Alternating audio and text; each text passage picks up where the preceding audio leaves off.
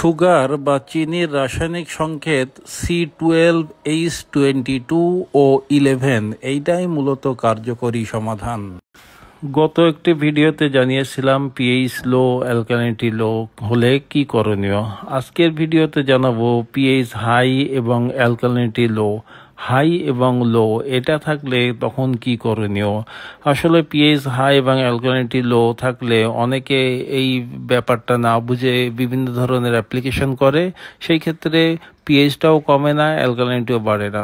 Suppose এই ক্ষেত্রে কেউ মোলাসেস দিল, পিএইচটা কমলো, বাট অ্যালকালিনিটি কিন্তু বাড়বে না। আর অ্যালকালিনিটি যদি ক্রমান্বয়ে কমতে থাকে আবার পিএইচ তখন ক্রমান্বয়ে বাড়তে থাকে, তাহলে কিন্তু কিছু নানান ধরনের সমস্যা সম্মুখীন হয়, বিশেষ করে ওয়াটার প্যারামিটারের উপরে, প্লাঙ্কটনের উপরে, চিংড়ির খোলস পরিবর্তনের ক্ষেত্রে এই ধরনের কিছু প্রবলেমসের সম্মুখীন হতে হয়। সেই ক্ষেত্রে প্রপার সলিউশনটা হচ্ছে, যদি পিএইচ হাই এবং অ্যালকালিনিটি লো থাকে তাহলে এমন একটা উপাদান ইউজ করতে হবে যাতে পিএইচটাও কমে যায়, অ্যালকালিনিটিও বেড়ে যায়। সেটা কি হচ্ছে? সেটা হচ্ছে সুগার। সুগারে জানেন মানে চিনি, সুগারে কি থাকে?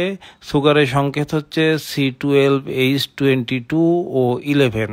তার মানে যদি আমি এটাকে পানির সাথে H2 এর সাথে যখন রাসায়নিক বন্ধনে বা বিক্রিয়া করবে, তখন কিন্তু এর ভিতরে বাইকার্বনেট এবং কার্বনেটও পাওয়া যাবে।